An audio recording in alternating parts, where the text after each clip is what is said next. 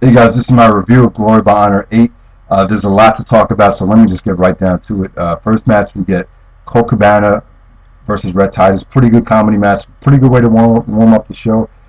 Pretty generic. I mean, they didn't do anything special, but the thing about this was the Manhattan Center was. The thing I noticed, the Manhattan Center or the Grand Ballroom was really into this match. I mean, into the show because there's so many people there, so the crowd was just better. It's just better in the Grand Ballroom because it's not as big and you're closer to the ring. So that's one good thing about it. So next up we get Cheech and Claudio versus Dark City Fight Club. People were in my way during this match, so I couldn't see a lot of it, but I thought it came off pretty well from what I've seen. From what I saw, Dark City Fight Club looked really good. They hit a lot of powerful stuff, a lot of nice shoulder blocks, a lot of nice power bombs. I mean, they look great. Cheech and Claudio look pretty fun as well. So I think this came off pretty well. So next up we get Claudio Castagnoli versus Kenny Omega. This is the best Claudio Castagnoli match I've seen in over a year. These two really delivered. This is light years ahead of their final battle match. They got time out there, and Kenny Omega looked great as always. But the guy that really needed to step up and did impress me here was Claudio. He kind of did like an airplane spin to Omega, but he didn't use his arms. He brought his arms down and just had him resting on his shoulders and neck, and kept doing it, and that got a holy shit chant. So that was great, and great finish. I thought this match just came off really well, very crisp.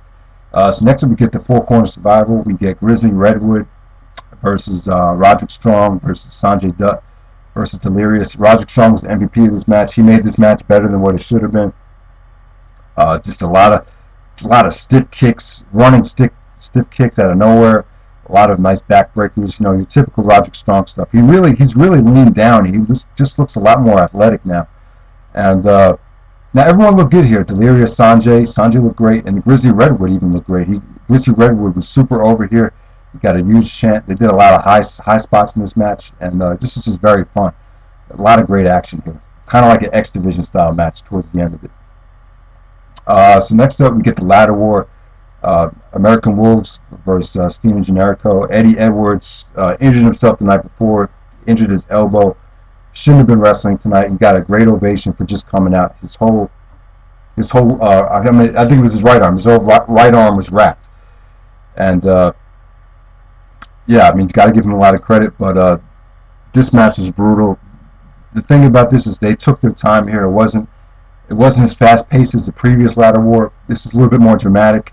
We get shades of the 1999 Royal Rumble here with Steen was actually handcuffed. So yeah, we had that, and Generico did some sick stuff. He did a sunset suplex. I'm sorry, a sunset flip off the top of the ladder through a table to David Richards. That was brutal. And then Generico took a backdrop off the other ladder through a table. And then some other nice spots is they brought out the huge ladder, the same ladder from Man Up, that orange looking ladder, and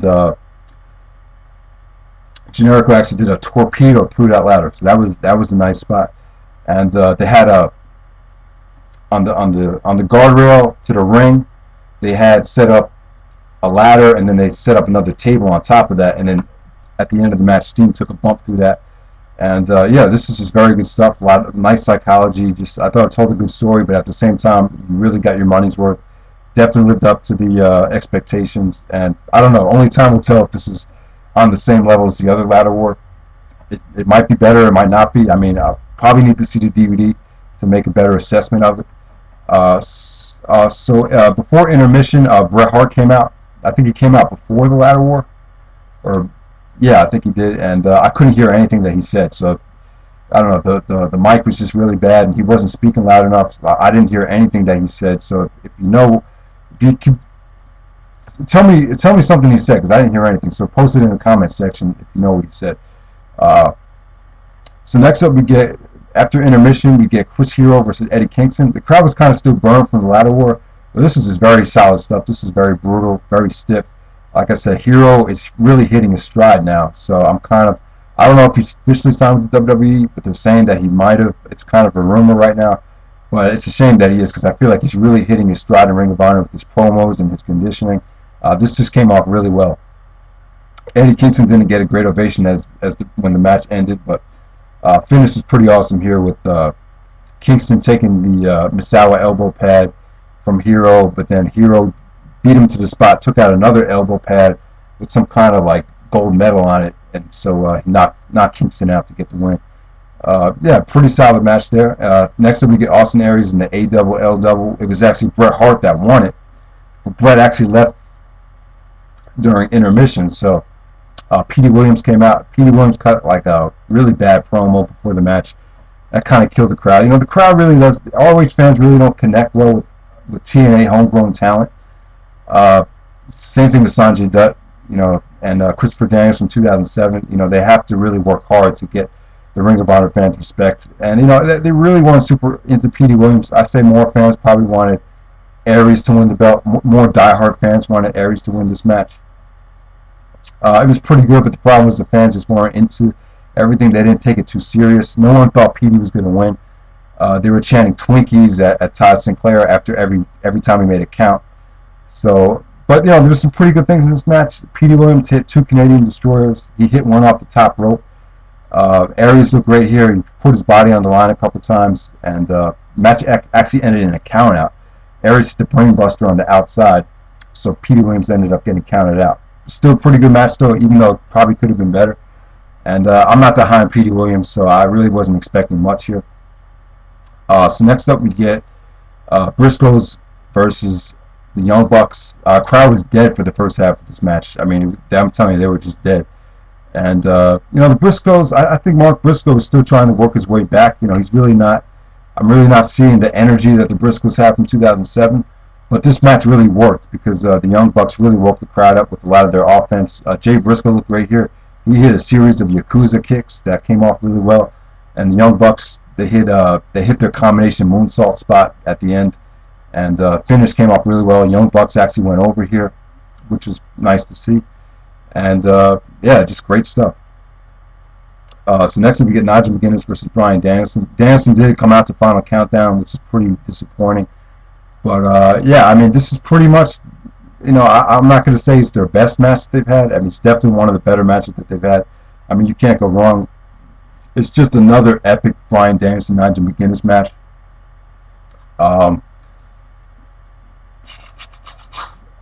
Danielson did his jump into the crowd onto Nigel. Then after that was over, Danielson was standing on the guardrail. Nigel pushed him off. And then Danielson, you could clearly see him take something out of the ring and blade himself. So Danielson was busted open. You know, match really picked up from there.